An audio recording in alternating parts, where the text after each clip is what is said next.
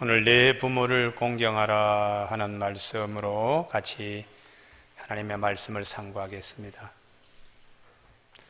우리 교회 주변에 아주 고급 단독 2층 가옥들이 많이 들어서는데 1층 기둥이 2층을 받들지 못하면 지붕도 받들지 못합니다.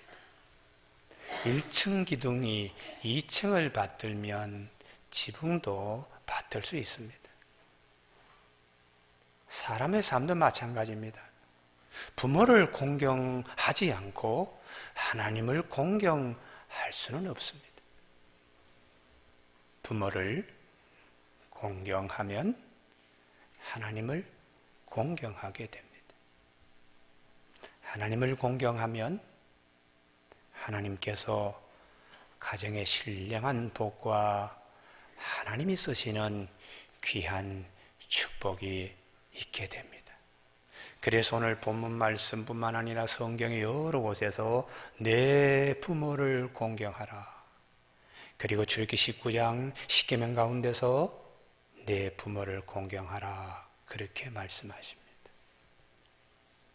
10계명은 우리가 잘 아는 것처럼 1계명에서 4계명까지는 하나님에 대한 말씀입니다. 그리고 5계명에서 10계명까지는 사람에 대한 말씀인데 그의 첫 번째가 내 부모를 공경하라 하는 말씀입니다. 오늘 22절 너를 낳은 아비에게 청종하고 내 늙은 어미를 경히 여기지 말지니라. 내 부모를 공경하라 하는 말씀이죠. 근데 예수님께서 오셨을 때에 부모 공경하는 풍조가 경희되었습니다. 그래서 고르반이라고 이런 풍습 얘가 벗어나야 된다는 거예요. 고르반이 뭐냐? 마가복음 7장에서 얘야 그건 나 좀 쓰자. 나에게 좀 다오. 그럴 때에 부모님 이건 하나님께 드리게 되어 있습니다. 이렇게 해서 부모님의 요구를 거절하는 아주 고급적인 언어 구사하는 거예요. 이거 하나님께 드릴 건데요. 그러면 부모님이 얘야 그거 나 좀 줘. 내가 좀 썼으면 좋겠는데 그때에 고르반이라고 얘기하면서 하나님께 드리기는 뭘 드려요? 부모님께 드리고 싶지 않는 마음을 자기가 갖고 싶은 마음, 하나님 빙자하여서 하나님께 드리지도 않는 고르반이라고 그 폐해에 대해서 주님이 말씀 가운데 마가복음 7장 11절 너희는 이르되 사람이 아버지에게나 어머니에게나 말하기를 내가 드려 유익하게 할 것이 고르반 곧 하나님께 드림이 되었다고 하기만 하면 그만이라 하고 자기 아버지나 어머니에게 다시 아무것 하여 드리기를 허락하지 아니하여 너희가 전통으로 하나님 말씀을 폐하며 또 이 같은 일을 많이 행하느니라. 이렇게 주님이 당시에 부모 공경하지 않는 부분을 지적하셨어요. 그리고 예수님께서 설교하실 때에 부모 공경과 관련하여 많이 말씀하셨습니다. 마태복음 21장에 포도원 농부 얘기합니다. 두 아들이 있었는데 한 아들에게 얘야 오늘 포도밭에 가서 일 좀 해다오 했더니 예 하겠습니다 하고는 가서 하지 않고 자기 일만 다 하고 아버지가 그래서 그것을 알고서는 다른 아들에게 예 너 포도원에 가서 좀 농사 좀 도와주면 안 되겠니? 그때 그 아들은 싫습니다. 말은 그렇게 했지만 조금 후에 가다가 뉘우치고는 밭에 와서 일을 했다. 누가 아버지의 아들이냐? 누가 부모를 공경했느냐? 입으로 예 하고는 일하지 않는 아들이냐? 싫은데요 하고 회개하고 다시 돌아와서 포도원 밭에 가서 일하는 아들, 어느 아들이 아버지의 아들이냐? 부모 공경의 프레임을 가지고 하나님과 우리 사이에도 어떤 관계인가를 주님은 말씀하고 있었습니다. 구약 성경에 하나님이 쓰시는 가정의 공통점은 다 부모님 공경하는 가정의 자녀들과 함께 그 가정을 하나님이 굵직굵직한 일에 쓰셨어요. 노아의 방주, 노아만 방주 지은 것 아닙니다. 세 아들이 합심하여 100년 동안 방주 지었습니다. 아버지, 비가 오지 않는데 무슨 방주입니까? 이렇게 하면 방주 못 짓습니다. 아니, 하나님 앞에 쓰임받지 못합니다. 하나님 말씀책에 농명되지도 못합니다. 그러나 얘들아, 하나님이 심판하신다고 그러신다. 방주 지으라고 하나님 말씀하셔. 예, 알겠습니다. 세 아들이 아버지를 도와서 방주를 지었습니다. 그들의 손으로 지은 그 방주에, 그들은 구원의 방주에 자기 부인들과 함께 그 방주에 들어갔습니다. 아브라함 믿음의 조상이라고 합니다. 이삭이 순종했으니까 아브라함이 믿음의 조상이 될 수 있었어요. 하나님께서 아브라함 믿음의 가장 마지막 단계인 아들을 한번 모리아 산에다가 한번 바쳐봐라 했을 때에 아브라함이 아들을 데리고 길에 오다가 아들이 묻습니다. 아버지, 불도 있고 번제할 나무도 내가 지고 가는데 하나님께 드릴 양이 없는데요. 아들아, 다 하나님이 준비하셔. 그리고는 3일길 되어서 그 너럭바위의 모리아 산에 이르렀을 때에 아버지가 장작을 하나씩 이렇게 포개어 놓고는 아들아 하고는 포박하는 거예요. 결박해서 거기에다가 올려놓습니다. 이삭이 냈다 도망질했다면 아브라함은 그 시간에 믿음의 조상의 마지막 꼭지점을 찍지 못했습니다. 이삭이 순종했으니까 거역하지 아니하고 아버지의 말씀에 순종하여 아버지가 포박해서 거기 제단 위에 올려놓더라도 아무런 일이 없는 것처럼 순종했습니다. 그리고는 칼을 뽑아서 아들을 잡으려고 할 때 하늘에서 소리가 내리쳐서 아브라함아, 아브라함아, 그 아들에게 손대지 말라, 이렇게 하나님이 말씀하신 가장 감격적인 자리에 아버지와 아들, 부모를 공경하고 순종하는 모습이 활활 타오르고 있습니다. 사랑하는 교우 여러분, 그래서 성경은 순종이 제사보다 낫고 듣는 것이 수양의 기름보다 낫다고 사무엘상 15장 22절에서 말씀하세요. 그리고 이 말씀의 주체이신 예수님이 육신을 입고 이 땅에 오셔서 모든 것이 처음부터 끝까지 부모 순종이었습니다. 예수님이 소년 시절에 성전에 요셉과 마리아를 만났습니다. 아들아, 너 어디 있다가 이렇게 떨어졌느냐? 제가 아버지 집 성전에 있어야 되지 않겠습니까? 그리고는 나사렛에서 부모님을 따라 내려올 때 성경은 예수께서 함께 내려가서 나사렛에 이르러 순종하여 받으시더라. 12세의 소년기, 사춘기, 청년기, 30세가 될 때까지 예수님은 순종하여 받으시더라. 그리고 공생애가 되었습니다. 그러면서 주님은 많은 일을 하셨습니다. 마지막 십자가에 달려 돌아가실 때까지 마리아에 대하여 호칭을 최고의 극존칭으로 썼습니다.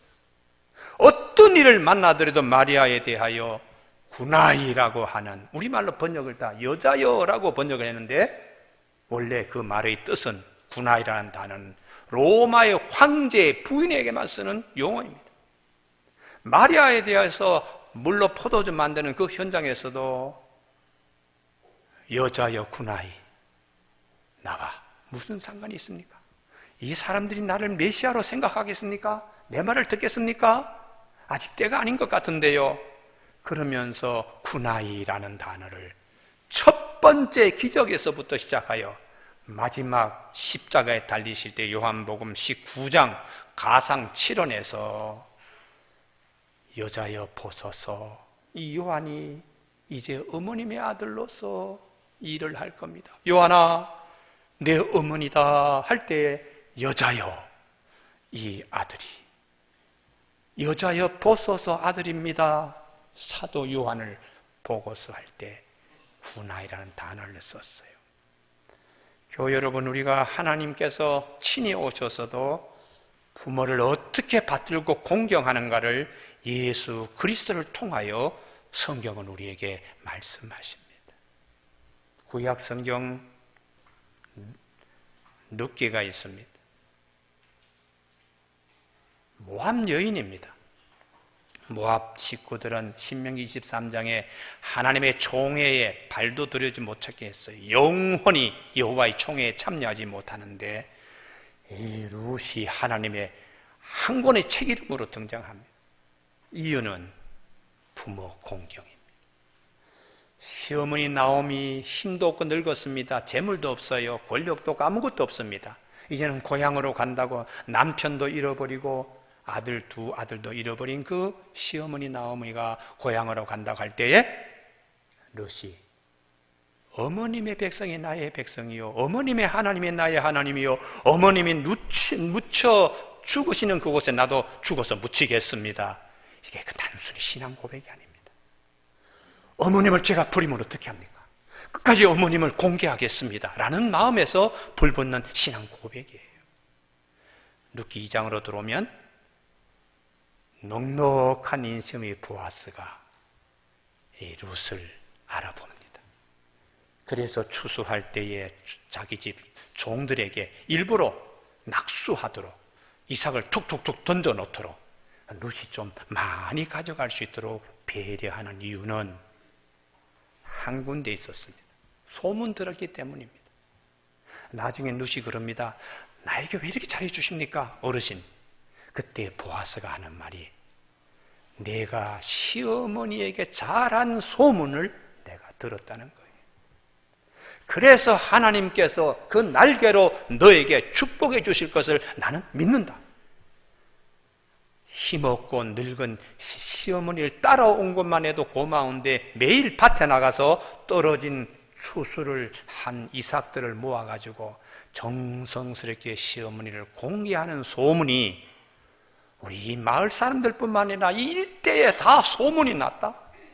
그런 이 귀한 자부를 사람들이 다 칭찬해. 그래서 나도 그들 중에 한 사람으로 너에게 이렇게 잘해주는 거야. 이렇게 룻기 2장 11절에서 말씀하고 있어요.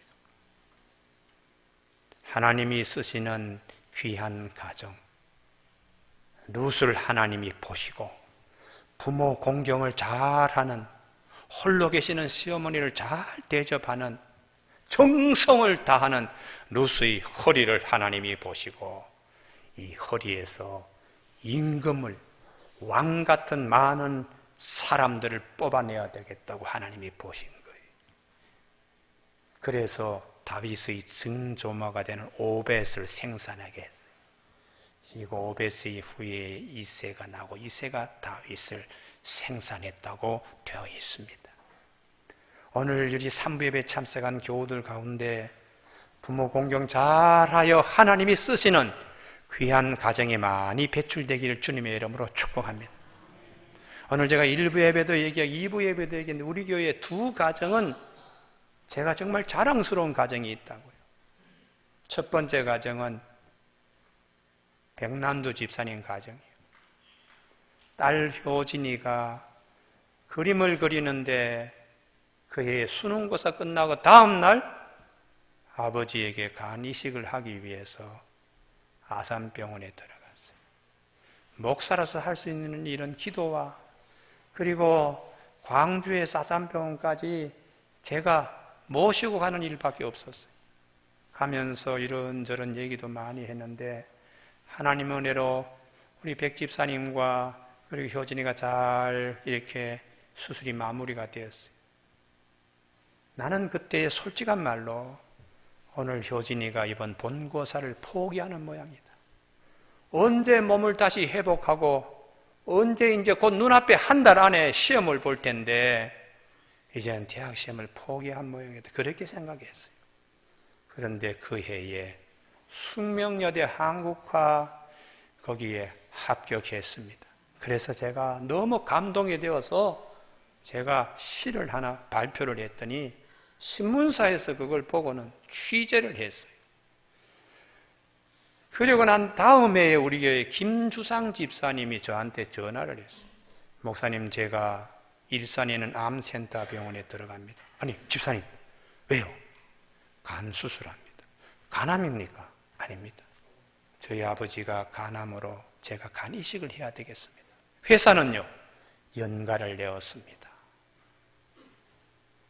제가 우리 노회에 목사님 한 분이 계시는데 돌아가셨습니다. 그 목사님이 색전술, 간 그러다가 10년 동안 씨름하다가 아들 삼형제를 불러놓고는 다 서울대학교 연대 나왔어요. 아들 3명 가운데 누가 나에게 간을 좀 기증할 자 없냐 했더니 아무도 대답을 하지 않았어요. 그래서 목사님께서 끝까지 유언 하나 남기지 아니하시고 마지막 세상을 떠나면서 저에게 이런 말 합니다. 김 목사도 아들밖에 없지. 야, 아들놈들 쓸데없네. 그러고 돌아가시는 거예요. 잘난 아들은 다 처갓집 아들이요, 못난 아들이 효자라는 말이 있잖아요. 내가 그 얘기를 들었기 때문에 김주상 집사님 참 존경합니다. 젊은 나이에 회사에서 승승장구해야 되고 업적 남겨서 승진해야 되는 그 젊은 나이 30대에 아버지에게 간을 아무 소리 하지 않고, 제가 그래서 일산에 가서 그날 아침에 2 부자를 놓고 이렇게 앞에 제가 기도했어요. 하나님이 이 가정에 하나님이 자랑하는 귀한 일들을 심던 귀한 가정 되게 하여 주시옵소서. 다윗이 왜 다윗인가? 형들이 전쟁터에 나가 40일 동안 죽었는지 살았는지 소식이 없고 아버지가 막 답답해하고 있을 때에 아들아, 너 전선에 가서 삼형제 형들 어떻게 되니 좀 안부 좀 묻고 오너라. 곡식도 치즈도 또 볶은 곡식, 떡, 치즈 이것을 가지고 너 갖다 주고 증표, 표시, 왔다 갔다는 표시 하나 지휘관에게 받아와. 그랬을 때 다윗이 알겠습니다. 아침에 일찍 일어나서 양들을, 다른 양을 기르는 사람에게 맡기고 본인은 아버지 심부름을 짊어지고 전선으로 향했어요.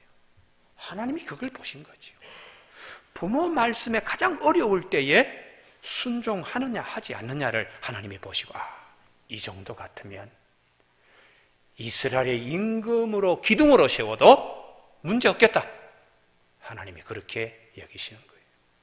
골리앗을 싸울 때에 사람의 계산으로, 아니 컴퓨터의 계산에 의해도 도저히 그 전쟁은 승산이 없습니다.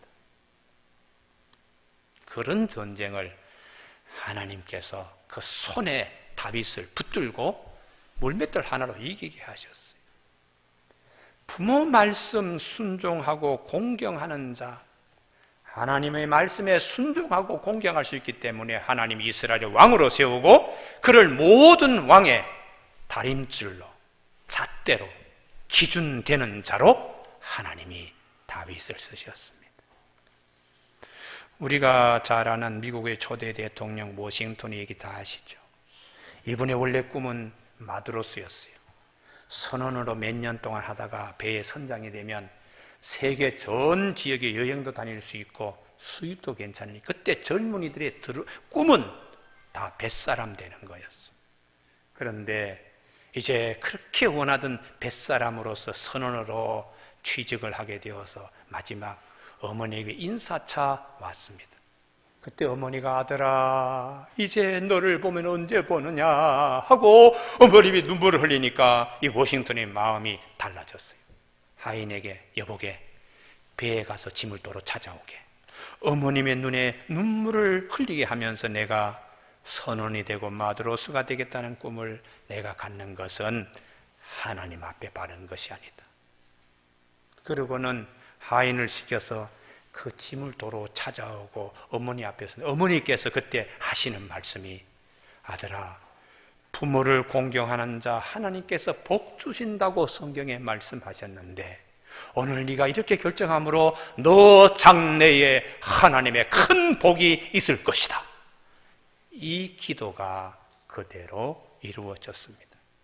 그래서 미국의 어버이 주일날 교회 학교에서 이 워싱턴 대통령에 대한 얘기를 많이 합니다. 에베소 6장 1절 자녀들아 주 안에서 너희 부모에게 순종하라. 이것이 옳으니라. 내 아버지와 어머니를 공경하라. 이것이 약속 있는 첫 계명이니 이로써 내가 잘 되고 땅에서 장수하리라고 말씀하세요. 두 번째, 오늘 본문에 부모님을 존경하고 부모님의 말씀에 순종하는 것에서 더 나아가 즐겁게 기쁘게 해드리라. 훨씬 더 진보된 모습이지요. 즐겁게 기쁘게 흔쾌하게 해드리라. 25절 내 부모를 즐겁게 하며 너를 낳은 어미를 기쁘게 하라. 오늘 제가 우리 교회 밴드에다가 사진 2장을 올렸어요. 전라북도 부안군의 그 마을 부녀회가 그랬는지 이놈들아 어버이날이다 아무것도 없냐, 그게 프랭카드로 걸려 있어서 그 사진을 턱 찍어서 걸어놔서 내가 그걸 얼른 퍼가지고 우리 교회 밴드에다가 띄웠는데 반응이 없어. 아무도 해요. 하여튼 우리 교회 교인들은 아멘도 없고 반응도 없고 댓글도 없고 하여튼 그래요. 그래서 다시 또 하나를 퍼가지고 왔어요. 여기 어디 천호동에 어느 마을인가 어느 마을인가 꽃으로 통치려고 하지 마라 그렇게 했어요. 꽃한성이 주고 어버이날입니다 그렇게 그걸 넘어가려고 하지 마라, 그걸 통치려고 하지 마라, 그렇게 사진이 하나 크게 붙어있어. 그걸 얼른 퍼가지고 우리 교회 밴드에 두 번째 반응이 없어서 그래가 다시 붙여놨더니 댓글이 하나 올라왔어요. 아침에 시원한 말씀을 하십니다. 그렇게 댓글이 올라왔어요. 즐겁게 해드리는 것, 꽃으로도 또 용돈으로도 아니라 화목입니다. 화목. 집안에 이 기둥들이 서로 부딪히며 소리 나면 집이 무너집니다. 기둥과 석가래가 다 화목을 가지고 있을 때 집이 든든해 가지요. 마른 떡 한 조각만 있고 화목하는 것이 제육이 집에 가득하고도 다투고 싸우는 것보다 낫다고 성경은 화목을 얘기해요. 예수님의 말씀, 성경 말씀 가운데 어리석은 부자 얘기 아시죠? 농사가 잘 되어서 창고 크게 넓히자. 이제 내 영혼아, 이제 수년간 먹고 마실 것이 많이 있으니까 참 좋다. 이제 편안히 쉬자.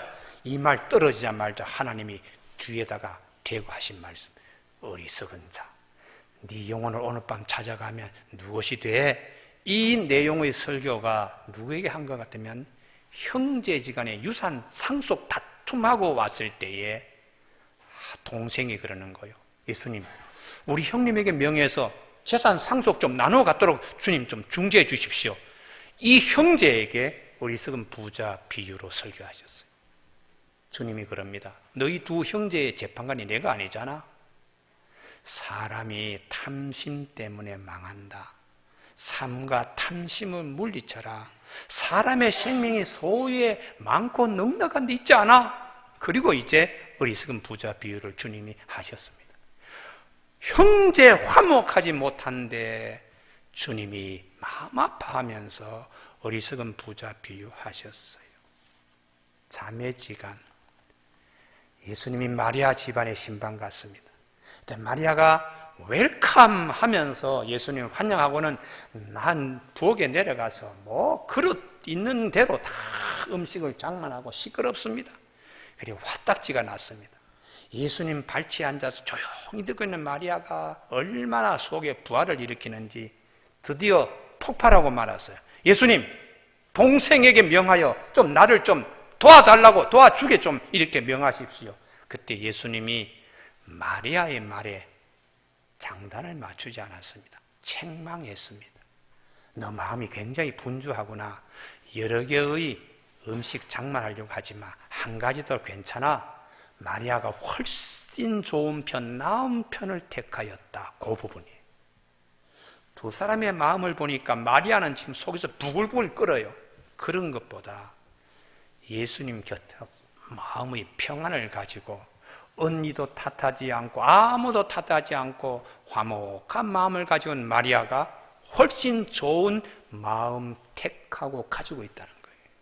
우리가 일하면서 뭐 일을 합니다. 마음이 불평이 있고 갈등하고 뭐 탓하고 그런 마음보다 그렇지 않는 마음을 주님은 더 나은 편을 택하고 있다고 말씀하세요. 자매의 화목을 주님이 강조하고 있는 것입니다. 초대교회에도 예수님을 따르는 제자들도 누가 더 크냐 하고 다툴 때에 주님이 화목을 강조했어요. 오다가 뭘 가지고 그렇게 싸웠나? 그때 제자들이 말을 못했어요. 첫 번째 되고자 하면 끝이 되어야 된다. 화목하기 위해서 내가 다 양보하면 하나님이 그를 중하게 여긴다는 거예요. 빌립보 교회 1, 2여전도 회장끼리 다툼이 있어. 누가 이니셔티브를 잡느냐.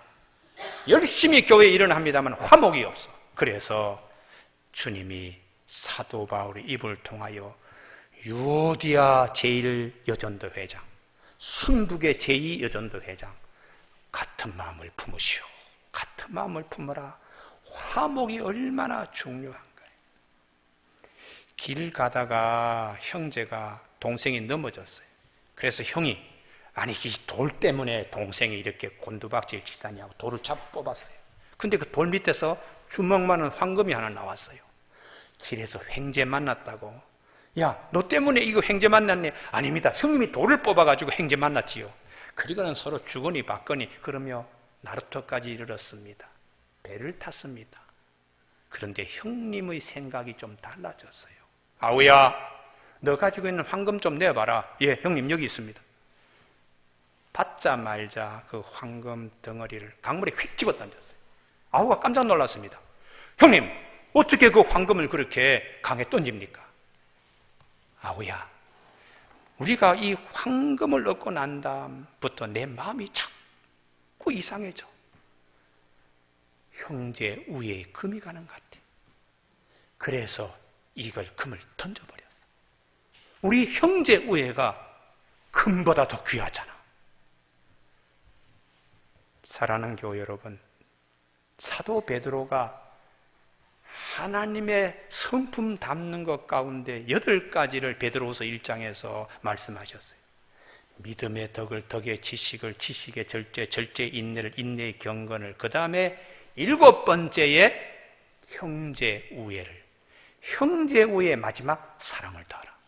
경건과 사랑 사이에 형제 우애가 그만큼 귀하다는 것을 강조하고 있습니다. 시편 133편 1절 보라 형제가 연합하여 동거함이 어찌 그리 선하고 아름다운고. 하나님의 눈에서 볼 때는 야, 참 어느 가정이 저렇게 아름다운가 형제간에. 야, 어느 가정이 자매가 저렇게 아름다운가. 하나님이 그걸 꿰뚫어 보고 계신다는 거죠. 여러분 여기에 하나님 저희 가정의 장막이 그렇습니다. 할렐루야. 그리고 화답할 수 있는 새 노래를 부르는 우리 교우들 다 되시길 바랍니다. 마지막 3번째에 부모님을 즐겁고 기쁘기는 화목이지만 부모님의 희생과 수고를 아는 마음, 해산의 고통을 우리가 알아야 됩니다. 22절에도 너를 낳은 아비라고 낳은에 강조하고 있고요. 25절 마지막에도 너를 낳은 어머니를 기쁘게 하라. 해산의 수고요. 성경은 해산의 수고가 가장 큰 고통으로 사도 바울도 표현합니다. 갈라디아서에서 예수 그리스도를 닮기까지 내가 다시 해산의 수고를 너희를 위해서 한다. 하나님의 사람 되었는데 시험 들어가지고 갑자기 그냥 일그러졌어요. 신앙도 다 쏟아버리고 믿음의 벽도 다 허물어지고 그때 다시 새롭게 시작할 때에 얼마나 힘든지 이것을 사도 바울이 해산의 수고라는 말을 표현했어요. 구약 성경에 창세기 35장에 해산하다가 죽은 라헬의 사건이 있지요. 베들레헴을 눈앞에 두고서 라헬이 길에 오다가 마지막 베냐민을 놓으면서 죽습니다. 그러니 해산의 수고가 생명과 바꾸는 일과 같다는 것이, 오늘 우리가 부모님의 자식을 위한 희생은 아낌없이 주는 나무 다 아시죠? 똑같습니다. 큰 나무가 있는데 소년이 그 나무에 잎을 따서 면류관도 하고 그네도 메고 뛰고 숨바꼭질도 하고 늘 나무 곁에 있다가 단잠도 자고 나이가 들어서 좀 바쁩니다. 나무와 함께하는 시간이 별로 없어요. 뜸해지더니 어느 날 돈이 좀 필요한데 하고 나무에게 이야기하니까 나무가 나는 돈이 없어. 그러나 사과 열매가 많으니까 이거 따다가 시장에 팔면 돈을 얻을 수 있어. 사과를 몽땅 다 따가지고 갔어요. 그리고는 한참 있다가 또 나무에게 찾아와서 난 가족이 생겼어. 그래서 가족이 몸을 집이 필요한데 하니까 나무가 그렇지.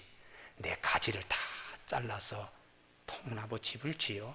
그리고는 다 줘버렸어요. 그리고 한참 있다가 나중에 또 찾아왔어요. 이제 우리 가족 식구들하고 여행을 좀 했으면 좋겠는데 배가 필요해. 그래, 배가 필요할 거야. 내 몸통을 잘라서 통나무 배로써 그리고 내어줬어요. 한참 지났습니다. 이 소년도 이제는 허리가 꼬부라져서 늙은이가 되어 이 나무에게 찾아와서 힘들어서 이렇게 서 있을 때 나무가 하는 말이 이리 와서 앉아.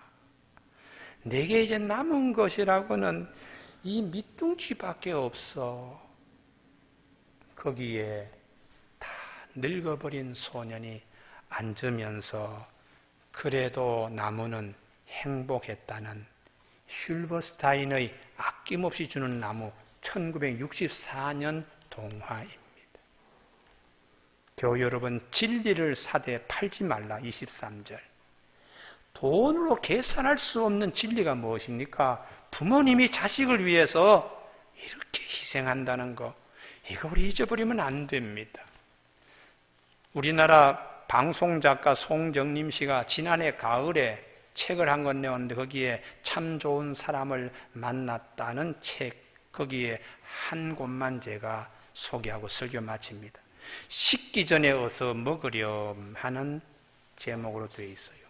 제가 아는 지인, 친구를 말합니다. 제가 아는 지인의 어머님을 말년에 형님 내외가 모셨는데 치매에 걸린 어머니가 자꾸 길을 잃어버리고 이상한 행동을 해서 형님과 형수가 무척 힘들어했습니다.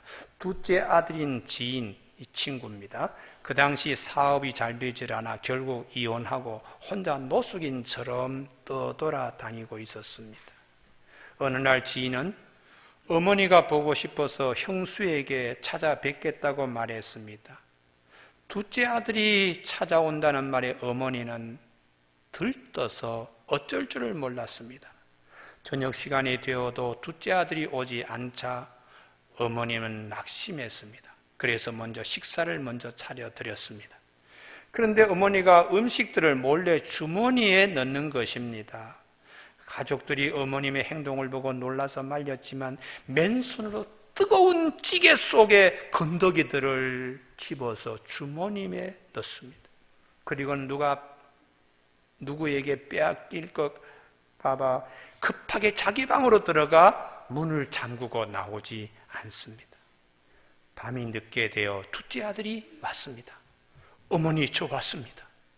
둘째 아들의 말소리를 듣고 비로소 방문을 열고 그 아들을 맞이하면서 어머니의 주머니 속에서 온통 한데 뒤섞인 음식들을 둘째 아들에게 꺼내어 놓으며 말했습니다. 아가, 배고프지? 식기 전에 어서 먹어. 어머님의 손은 뜨거운 찌개를 주머니에 넣느라고 여기저기 물집이 잡혀 있었습니다. 이를 본 아들의 명치 끝이 찌르듯이 아프게 아무 말도 못한 채 어머님을 끌어안았습니다. 어머니는 다른 것은 다 몰라도 둘째 아들이 어려운 상황에 부닥쳐 있다는 것을 본능적으로 알고 있었나 봅니다. 어머니는 자식 입에 밥이 들어가는 때가 가장 행복한 때라고요. 어머니는 자식의 밥을 먹이기 위해서는 내 한 몸 부스러지는 것쯤 아무것도 문제되지 않는다고요. 아무 희망 없이 살아가던 지인은 어머니의 그 물집 잡힌 손을 떠올리며 이를 악물고 다시 시작했습니다. 그러자 지금은 견실한 중소기업을 다시 일궈내고 당당한 사장이 되었습니다. 어머니가 돌아가신 지 한참 지난 지금도 힘든 날이면 어머니의 애타는 목소리가 들리는 듯하다고 말합니다. 아가, 배고프지? 식기 전에 어서 먹어. 어머님의 사랑과 희생을 기억하는 귀한 가정들이 되기를 바랍니다. 기도하시겠습니다.